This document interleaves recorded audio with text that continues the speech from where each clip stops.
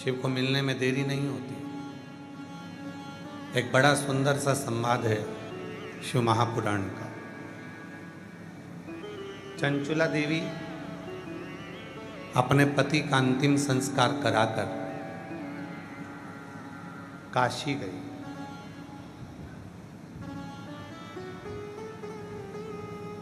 चंचुला देवी ने यह सुन रखा था,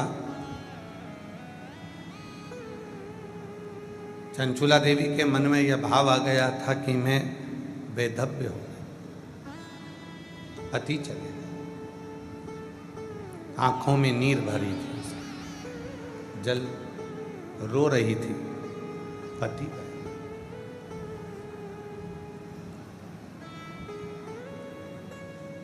काशी के गंगा घाट पे जाते जाते चंचुला देवी के कानों में शिव महापुराण की कथा का थोड़ा सा रस तत्व, कहीं कथा चल रही होगी तो उसके कानों में आ गया। उसके कानों में शब्द आ गए, कुछ शब्द चंचुला देवी के कानों में शिव महापुराण के आ गए, कुछ शब्द।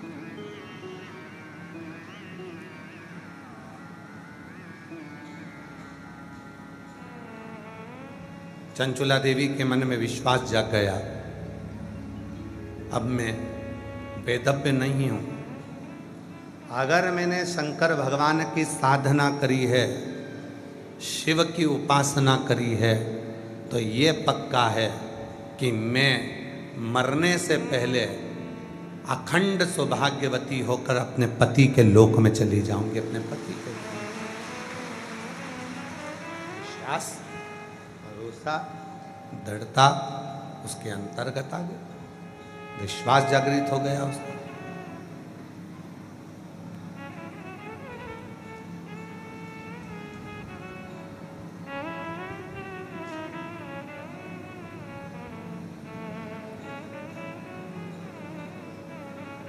कितना सुंदर कहा है। जब चंचुला देवी बिंदु प्रेत योनि में पड़ गया और चंचुला देवी जब कथा सुनने के लिए बैठी, थोड़ा सावधानी से जितने भी ऑनलाइन कथा को सुन रहे हैं, फेसबुक, यूट्यूब पर, आस्था चैनल पर, और जो कुबरेश्वर बाबा के इस पवित्र कंकर शंकर की भूमि पर कथा सुन रहे हैं, थोड़ा ध्यान लगा कर सुनना, सावधान।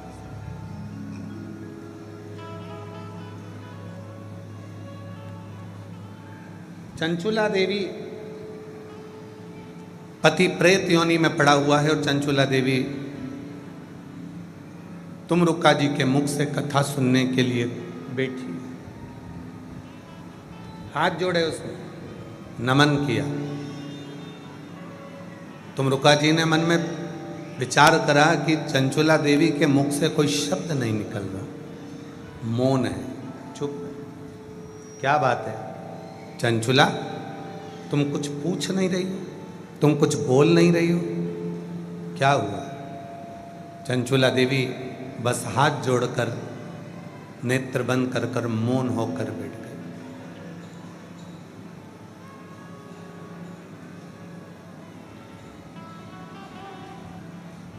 मेरे मन की एक अभिलाषा है, बस वो अभिलाषा जिस दिन मेरी पूरी होगी, मैं जान जाऊंगी कि शिव कंकर कंकर में शंकर बनकर विराजमान है।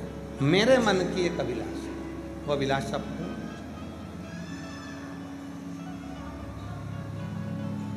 तुमरुका जी ने, भगवान देवाधिदेव महादेव जब शिव महापुराण के यजमान बनकर बैठे, पाटीदार जी शिव पुराण में लिखा है, भागवत कथा के यजमान थे राजा परीक्षित, श्री रामचरितमानस के यजमान थे काशी नरेश, पर दुनिया की सारी पुराणों में केवल एक पुराण ऐसी है, शिव महापुराण, जिसका यजमान बना भी तो मेरा देवाधिदेव महादेव बना है, भगवान शिव। इसलिए पाटीदार जी 7 दिन तक जो यजमान बनकर बैठता है, हम उसको शंकर और पार्वती का ही स्वरूप मानते हैं। कहीं शिव जी ने कृपा कर कर आपको इस कथा का यजमान पद देकर विराजमान करा। और भगवान से प्रार्थना करना, जितने भी यहाँ पर बैठे हो और जितने ऑनलाइन कथा को सुन रहे हो, फेसबुक यूट्यूब पर सुन रहे हो, आस्था चैनल पर सुन रहे हो, बाबा से आज कथा के मध्य में ये प्रार्थना करना कि तुम मुझको ऐसी कृपा करना कि एक दिन मैं भी कथा का यजमान बनूं और बाबा की कृपा से कथा में जाकर ऐसी।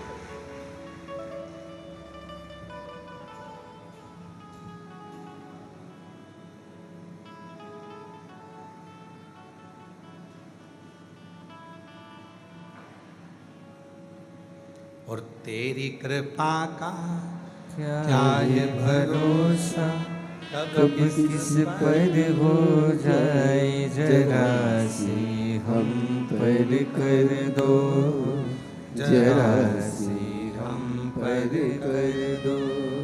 तेरी कृपा का क्या है भरोसा, कब किस पर हो जाए जरा सी हम पर कर दो, जरा सी हम पर कर दो। जिस पर भी हो गई तेरी कृपा करुणा, भव पार हुआ, भव पार हुआ। पापी हो चाहे जितना, उसका भी बाबा उद्धार हुआ, उद्धार हुआ। गिद्ध जामिल गणिका जैसे तेरे मन को भाई जरा सी हम पर कर दो, जरा सी हम पर कर दो। तेरी कृपा का क्या है भरोसा, कब किस पर हो जाए जरा सी हम पर कर दो, जरा सी हम पर कर दो। चंचुला देवी के मन में एक भाव था। तुमरुका जी ने हाथ जोड़कर ईसर गोरा बनकर आए हुए भगवान शिव और पार्वती जी से पूछा, प्रार्थना करी।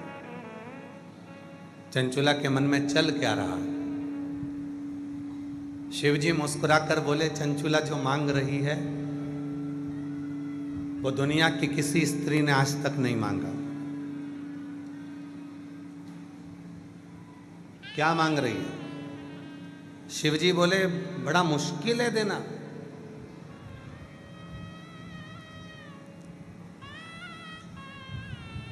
जो चंचुला मांग रही है वो संसार की कोई स्त्री ने, कोई पुरुष ने आज तक नहीं मांगा, और इस अवस्था में आने के बाद तो कभी नहीं मांगा।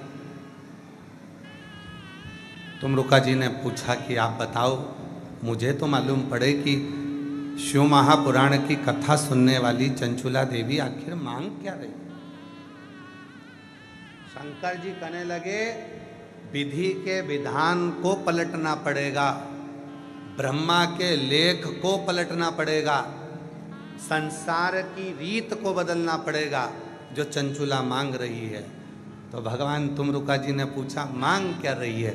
तो कहा, चंचुला मांग रही है, भले में बेधव्य हो गई, पर मैं जब प्राणों को त्यागूं तो पति लोक में रहूं और सतियों के तीर्थ में निवास करूं, बस ऐसी प्रार्थना। जहां अखंड सौभाग्यवती सतियां रहती हैं, जहां सावित्री रहती है, जहां अनसुईया रहती है, जहां पार्वती रहती है, जहां सती रहती है, जहां ललिता रहती है, जहां स्वयं मां जगत जननी जगदम्बा अम्बा स्वयं निवास करती है, जिस सती लोक में लक्ष्मी रहती है, जिस सती लोक में पार्वती रहती है, जिस सती लोक में स्वयं ब्रह्माणी रहती है, जिस सती लोक में सावित्री अनसुईया अनेक अनेक संसार की सारी सतियां जिस लोक में निवास करती हैं, उस लोक में चंचुला कहती है कि मुझे जाना है, मुझे जाना, उस लोक में मेरा निवास होना चाहिए। पर ये तो बेधव्य हो गई, फिर उस लोक में कैसे रहेगी? शिव जी बोले यही तो टेंशन है, विधि के विधान को पलटना पड़ेगा, ब्रह्मा के लेख को पलटना पड़ेगा, और अगर इसने कथा पूरी सुन ली तो फिर विधान पलटना ही पड़ेगा, और मुझे आखिरी में से पति के लोक में अखंड सौभाग्यवती बनाकर भेजना ही पड़ेगा।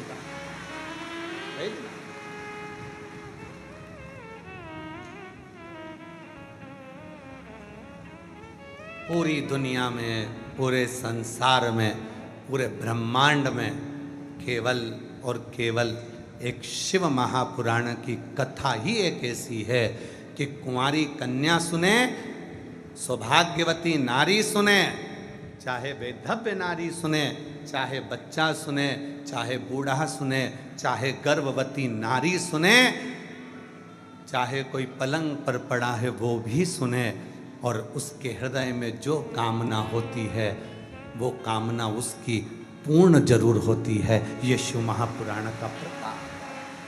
जो कामना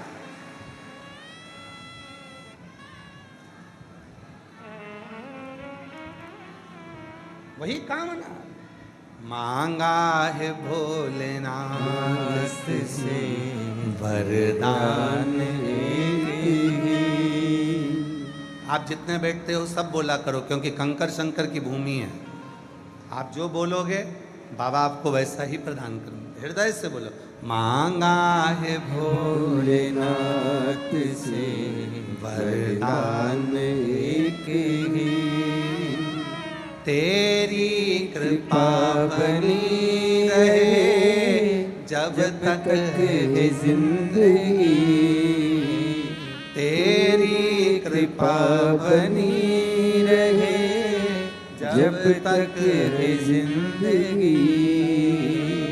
मांगा है भोलेनाथ से वरदान एक ही, मांगा है भोलेनाथ से वरदान एक ही। हमें और कुछ नहीं चाहिए।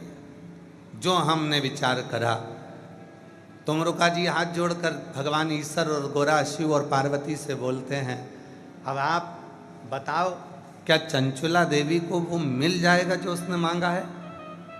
जो भगवान शंकर ने तुमरुका जी से कहा, शिव महापुराण की कथा के प्रारंभ में, महत्तम में, आज इस व्यासपीठ से आप सबको कहूं, शंकर जी ने अपना स्थान छोड़कर खड़े होकर कहा, सुनो तुमरुका जी, केवल चंचुला नहीं, संसार में जन्म लेने वाला मनुष्य अगर दिल से मेरी इस पवित्र कथा को श्रवण करेगा तो जैसे चंचुला ने जो मांगा वैसा उसको दिया, और जिसकी जो कामना होगी उसको वही प्राप्त हो जाएगा। जो मांगा उसे वो मिल गया। जो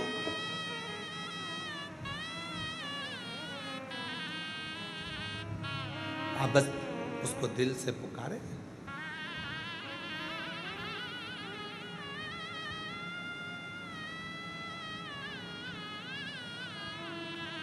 कल एक बात कही थी, एक प्रदोष ऐसा होता है जिस प्रदोष में, अगर प्रदोष काल में बेलपत्री का पौधा लगाया जाता है और उस बेलपत्री के पौधे के नीचे प्रत्येक प्रदोष में अगर दीप लगाया जाता है तो व्यक्ति एक जन्म तो क्या 71 जन्म तक भी कभी कंगाल नहीं होता, धन वैभव में बढ़ता चला। कौन सा प्रदोष है? कल बताया था पाटीदार जी।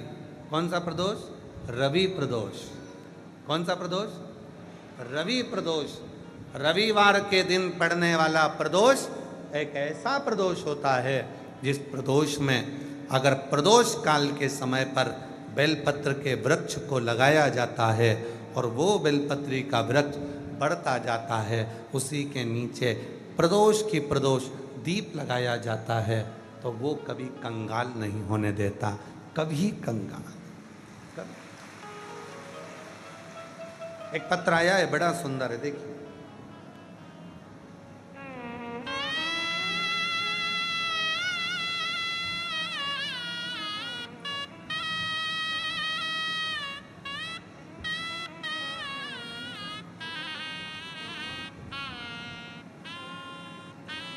प्रदोष के दिन दीपक लगाने का और प्रदोष की पवित्र आनंदमय भक्ति करने का, कुबरेश्वर धाम पर बैठकर कथा श्रवण करने का, और कुबरेश्वर धाम से अगर ऑनलाइन कथा मिल रही है तो अपने अपने घरों पर बैठकर सुनने का क्या फल होता है वो इस पत्र में। मेरा नाम राशमा राजपूत, जिला उत्तर प्रदेश, दुबग्गा मल्लपुर की रहने वाली हूँ। कहीं बैठी हैं? आप ही हैं? आ जाओ, आ जाइए। मेरा नाम सुषमा राजपूत है। मैं उत्तर प्रदेश दुबग्गा मल्लपुर की रहने वाली हूँ। एक लोटे जल का क्या महत्व होता है अब हमको पता चला है। मेरे पति की किराए की दुकान में 10 साल से सरकारी ताला लगा था। 10 साल से सरकारी ताला लगा हुआ था, वजह से हम लोग बहुत परेशान थे। दुकान के बाहर मेरे पति नींबू अदरक बेचते थे। उसी दुकान के बाहर जो 10 साल से जिस पे सरकारी ताला लगा है, उसके बाहर मेरे पति नींबू अदरक बेचने लगे। हमारी परेशानियाँ इतनी बढ़ गई। उसी समय पर मेरी जेठानी हमको देखकर बोली कि तुम्हारी दशा बहुत खराब हो रही है, कैसे क्या होगा? एक काम करो, मैंने टीवी पर देखा है वो सियोर वाला बाबा कथा करता है, आस्था चैनल पर कथा आती है, बाबा की आस्था चैनल पर कथा आती है, सुना करो। फिर हमने कथा सुनना शुरू कर दिया। फिर आपके बताए हुए उपाय करने लगे और रोज़ मंदिर जाने लगे। सन 2023 में रुद्राक्ष महोत्सव में पहली बार आए और पहले दिन की कथा सुनी। फिर दूसरे दिन जब हमने रुद्राक्ष महोत्सव में पहले दिन की कथा सुनी, दूसरे दिन मेरे पति का फ़ोन आ गया।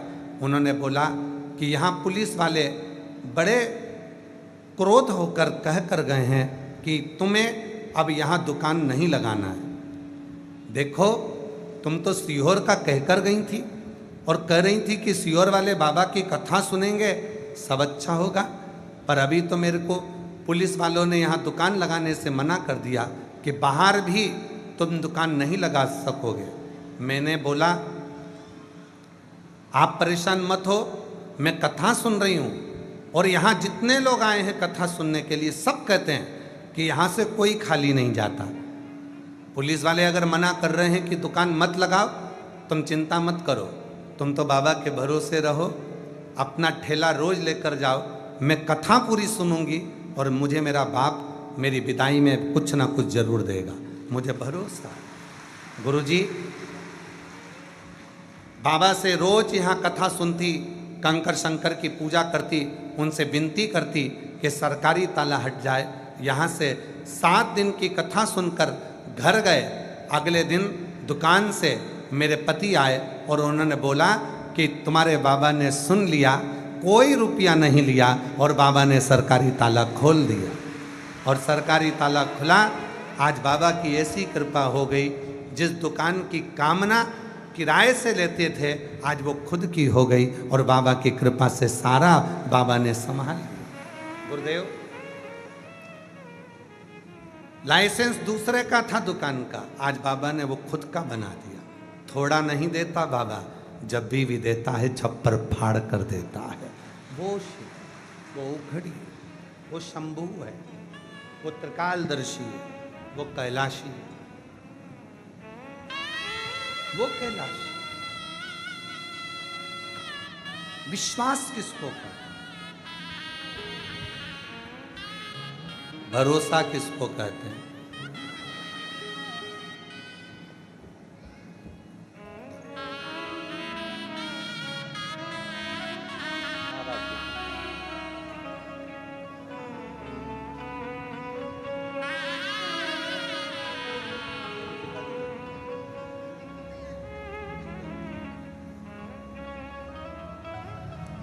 विश्वास किसको कहते हैं? उस बहन का भरोसा देखिएगा जो जिसके पति फोन कर कर कहते हैं अब तो कह दिया पुलिस वालों ने कि बाहर भी ठेला नहीं लगा सकते, और वो कथा सुनकर कहती है कि मुझे भरोसा है मेरा पिता मुझे खाली नहीं भेजे। भरोसा इसी को कहते, विश्वास इसी को कहते। मेरी जीजियों, मेरे जीजाओं, मेरी बेटियों, बेटाओं, मेरे बुजुर्ग माँ बाप, चाहे आप ऑनलाइन कथा सुन रहे हो, घर बैठकर सुन रहे हो, टीवी पर सुन रहे हो, मोबाइल पर सुन रहे हो, चाहे जो भक्त यहाँ आए हैं वो सुन रहे हैं, विश्वास रखना, कथा सुनकर जा रहे हो, ये कथा तुम्हें बोनस में मिली है, नहीं तो आए तो केवल बाबा की पूजन करने थे। आए तो तुम बाबा की पूजन करने थे, आए तो तुम रुद्राक्ष लेने थे, आए तो तुम केवल कंकर शंकर की पूजन करने थे, पर कथा मिल गई तो समझ लेना कि कहीं ना कहीं 3 महीने में वापिस मेरा बाबा तुमको यहाँ बुलाने वाला है।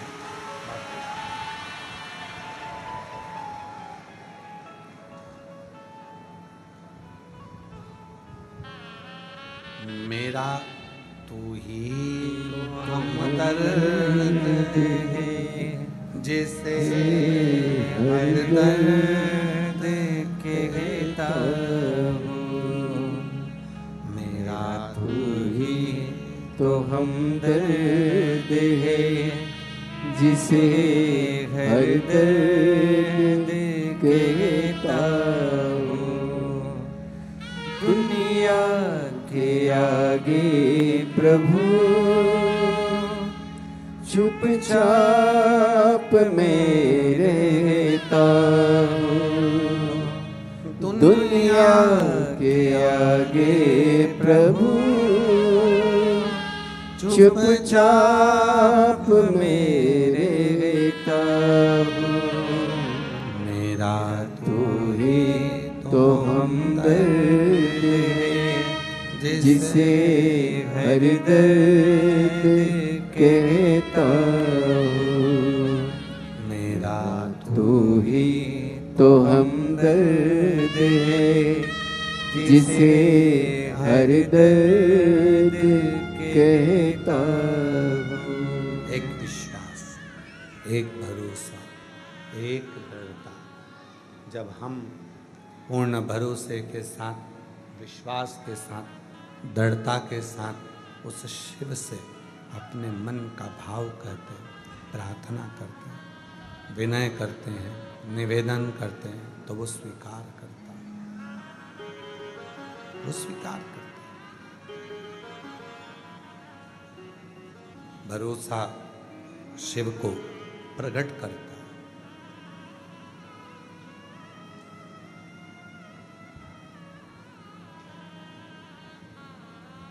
आपकी वाणी से जो शब्द निकल रहे हैं, आप भगवान से जो प्रार्थना कर रहे हैं, वो स्वीकार करेगा, ये निश्चय। अगर भरोसा है तो एक लोटा जल चढ़ाने कौन कौन जाता है? हाथ उठाओ जरा, सभी जाते हो? रखिए, प्रणाम। आपके चरणों को नमन है हमारी तरफ से।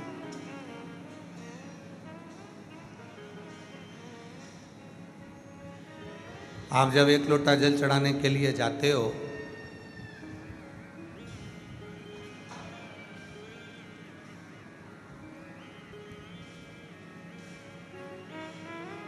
घर में से एक लोटा जल पानी भरते हो, लोटा उठाते हो, लेकर जल भरा, शिवालय तक गए। ढेरों काम घर में पड़े हैं। सुबह का समय भोजन भी बनाना है, बच्चों को स्कूल भी भेजना है, माता पिता को भी देखना है, घर के बुजुर्गों को भी देखना है, घर का झाड़ू पोछा भी पड़ा हुआ है, रसोई घर भी पड़ा हुआ है। सब काम करते करते करते करते बीच में से थोड़ा सा समय निकाला, लोटा भरा, दौड़कर शंकर के मंदिर पहुंच गए, जल चढ़ा दिया। तुम्हें क्या लगा कि मैं शिव के मंदिर में जाकर जल चढ़ा कर आ गई? मेरी जीजियों, मेरे जीजाओं, मेरी बेटियों, मेरे बेटाओं, मेरे बुजुर्ग माँ बाप, तुमने तो जल चढ़ाया, पर शंकर भगवान को जल चढ़ाकर तुमने अपना कर्जदार बना दिया।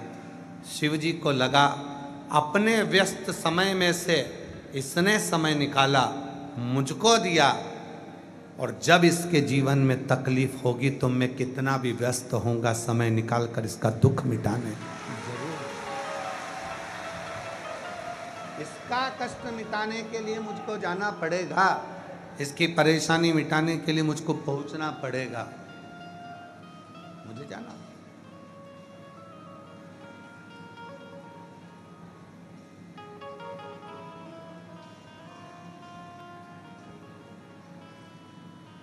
एक राजा शिकार करने के लिए गया, उसके साथ में सैनिक भी था, मंत्री भी था, दोनों है। चलते चलते चलते चलते चलते चलते घने जंगल में राजा पहुंच गया। सैनिक कहीं छूट गया, मंत्री भी छूट गया, राजा अकेला जंगल में फंस गया। मन में विचार आया कि मैं तो अकेला फंस गया, अकेला रह गया। अब इस घने जंगल में कौन मेरा साथ देगा, कौन मेरा होगा? घने जंगल में फंसा हुआ मंत्री सैनिक उसको ढूंढ रहा है, सैनिक भी उसको ढूंढ रहा है, मंत्री भी उसको ढूंढ रहा है, दोनों उसको ढूंढ रहा है।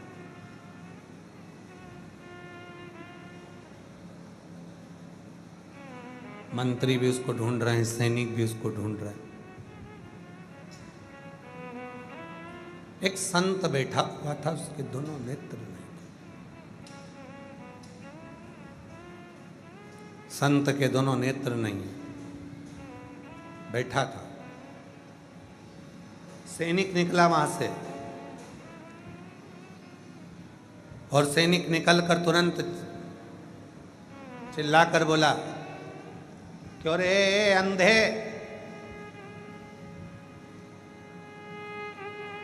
किसी को देखा है तूने या किसी के शब्द सुने यहां से जाते हुए? संत ने कहा, मुझे नहीं मालूम, कोई नहीं गया।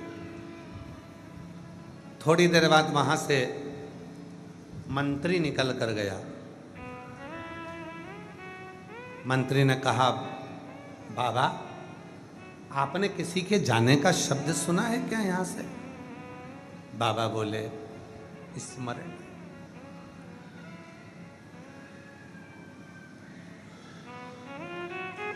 दोनों निकल गए। थोड़ी देर बाद वहां से राजा निकला, नीचे बैठा, चरणों में हाथ जोड़कर प्रार्थना करी, बाबा जी मैं नमन करता हूं आपके चरणों को।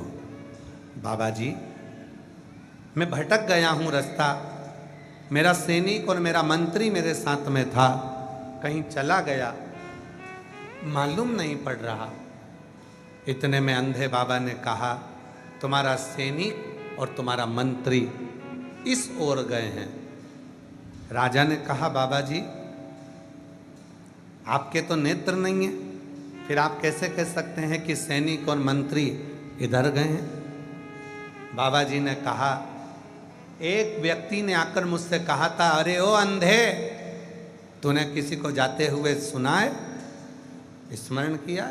मैं समझ गया था ये कोई सैनिक हो सकता है। दूसरा आया था, उसने कहा, बाबा जी आपने किसी को जाते हुए सुना है? मैं समझ गया था कि कोई मंत्री होगा। और एक आप हाथ जोड़कर प्रार्थना कर कर मुझसे पूछ रहे हो, मैं समझ गया आप राजा हो। वो सैनिक था, मंत्री था, और आप राजा। एक प्रार्थना, एक निवेदन, एक प्रार्थना, एक निवेदन करने का तरीका भी बता देता है। एक प्रार्थना, एक निवेदन करने का तरीका बता देता है कि शिव तक हमारी वाणी पहुंची कि नहीं पहुंची। प्रार्थना और निवेदन का तरीका बता देता है कि हमारी वाणी भगवान शंकर तक पहुंच रही है कि नहीं पहुंच रही।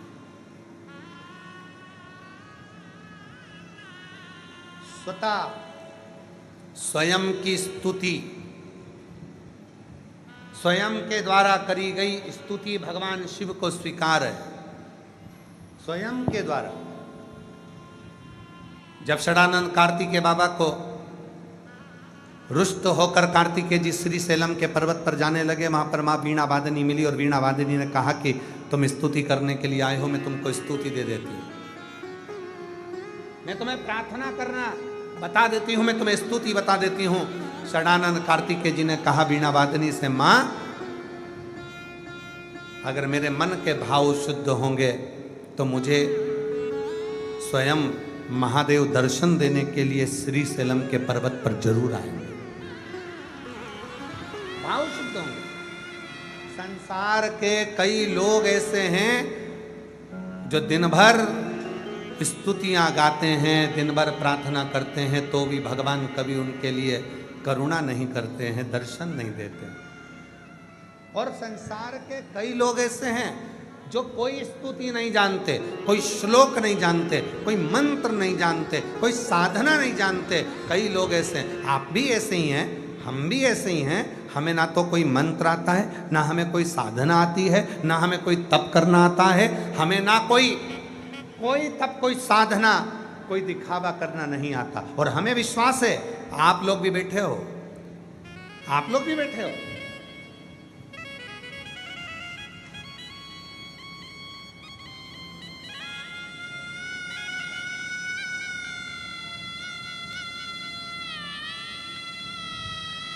कोई दरी बिछी है यहाँ पे?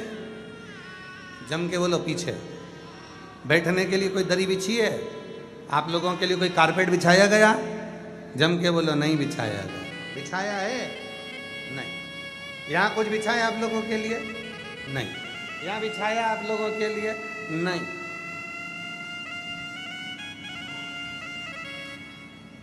अपनी स्वयं की साधना। आपका विश्वास कहता है, जैसे षडानंद कार्तिकेय का विश्वास कहता है, जहां बैठूंगी, जहां बैठकर कथा सुनूंगी, जहां बैठकर कथा सुनूंगा और जिस भाव से सुनूंगी, ये भूमि कंकर शंकर की है। एक बारीक सा भी कंकर मेरे शरीर को लगेगा और जब मैं दिल से श्री शिवाय नमस्तुभ्यम 5 बार कहने के बाद अपने मन की कामना करूंगी, तो वो कंकर शंकर सुनेगा और मेरी कामना पूर्ण कर देगा। ये विश्वास आपके भीतर,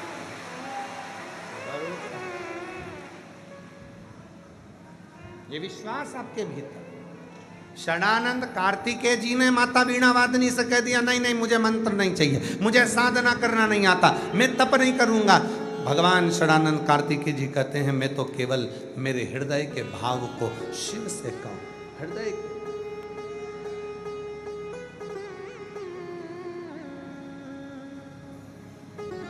मैं अपने हृदय के भाव को भगवान शिव से कहूं। मंदिर जाओ ना मेरी जीजियों,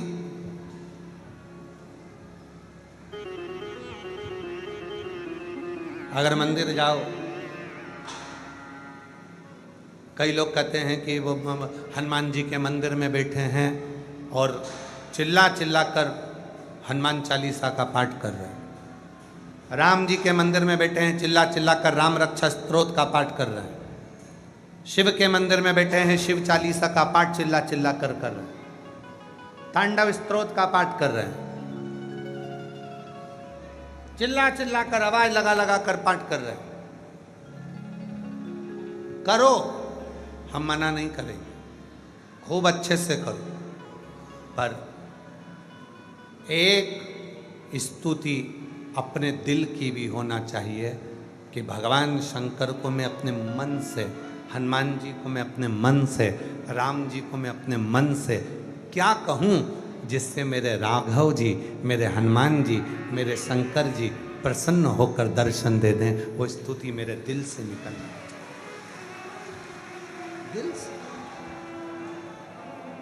एक चरित्र आता है, एक बकरी चराने वाला, भेड़ चराने वाला भेड़ चराता था। आप लोगों के गांव में भी अगर भेड़ चराने वाले आते होंगे तो आप लोग देखते होंगे, भेड़ चराने वाला, बकरा बकरी चराने वाला भेड़ चराने वाला रात्रि के समय पर सारी भेड़ों को एक जगह इकट्ठा कर लेता है, बैठ जाता है, और रोज उसका नियम है शाम का समय होता भेड़ों के पास में बैठकर भेड़ बकरी के छोटे छोटे मेमनाओं का, बच्चों का सिर में से, बाल में से जूं खींचता रहता, कीड़े निकालता रहता, और कीड़े निकालते निकालते बोलता, ओ भगवान राम, जंगल में रहते रहते 14 वर्ष तक तुम्हारे भी बालों में कुछ ना कुछ तो पड़ गया होगा, एक बार तो मिल जाओ, तुम्हारे सिर के सारे बालों में से बीन कर जो भी होगा मैं निकाल दूंगा। वो बोलता और माँ जानकी को बड़ा अच्छा लगता कि कोई तो है जो तुम्हारे सिर में से जूं निकालने की भी बात करता है, कोई तो। एक दिन एक संत निकल कर जा रहे थे, संत ने सुना, गुस्सा आ गया, संत ने उसको वो बोलने से मना कर दिया, उसने बोलना बंद कर दिया। जैसे ही बोलना बंद करा, अब तो माता सीता उदास रहने लगी। 4 दिन हो गए, सीता जी से राम जी ने पूछा तो इतनी उदास क्यों है? सीता जी कहीं वो भेड़ चराने वाला रोज शाम को बोलता था कि राम जी वन में रहते रहते तुम्हारे मस्तक में जूं पड़ गई होगी, मैं निकाल देता हूँ। ये सुनकर मैं बड़ी प्रसन्न होती थी। राम जी ने हनुमान जी को भेजा, हनुमान जी ने जाकर संत को जाकर एक गदा का प्रहार कर कर कहा, जाओ उस भक्त से जाकर कहो कि वो जैसी स्तुति गाता था वो वैसी ही स्तुति गाए, उसे एक ना एक दिन परमात्मा का दर्शन जरूर होगा। संत पहुंचे, चरण पकड़ लिए उस भेड़ चराने वाले के, संत ने चरण पकड़ लिए भेड़ चराने वाले के। इतने सालों से मैं भगवान का तप कर रहा था, आज तक भगवान नहीं मिला, बस एक तू ऐसा है कि तुझे मैं बोल कर गया स्तुति बंद करने का, और वो हनुमान जी ने मुझे दर्शन दे दिए तेरे चक्कर में, आज मैं कृतार्थ हो गया। ये करुणा नहीं तो और क्या? तू जैसी स्तुति करता था वैसी स्तुति कर, जैसी प्रार्थना करता था वैसी प्रार्थना कर, जैसा बोलता था वैसा।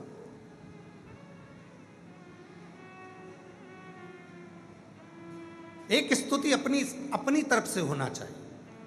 शिव जी के मंदिर में जाओ तो अपनी तरफ से कोई भी स्तुति गाओ, कोई भी स्तुति, तुम्हारा जो मन कर जाए। बच्चों जैसे, बच्चे देखें, दादी उठकर चली जाती है, बच्चे अगरबत्ती की तीली उठा लेते हैं और ऐसे घुमा घुमा के मुंह से बड़बड़ाते रहते हैं कुछ ना कुछ कुछ ना। अब उसको न मंत्र आता, न तप आता, न साधना आती, कुछ भी नहीं आता, बस वो तो उठाकर दादी जैसा कर रहा है, उसमें भी एक ना एक दिन मेरा शिव कृपा कर रहा है, ये निश्चित है। तो कुछ भी अपने मन से। एक पत्र है जिसमें एक बहन ने लिखा, मैं आपको नहीं जानती थी, मैं कुबेरेश्वर धाम नहीं जानती थी, मैं शंकर की पूजन करने नहीं जाती थी, मैं साधना नहीं करती थी, मैं मंत्र नहीं जानती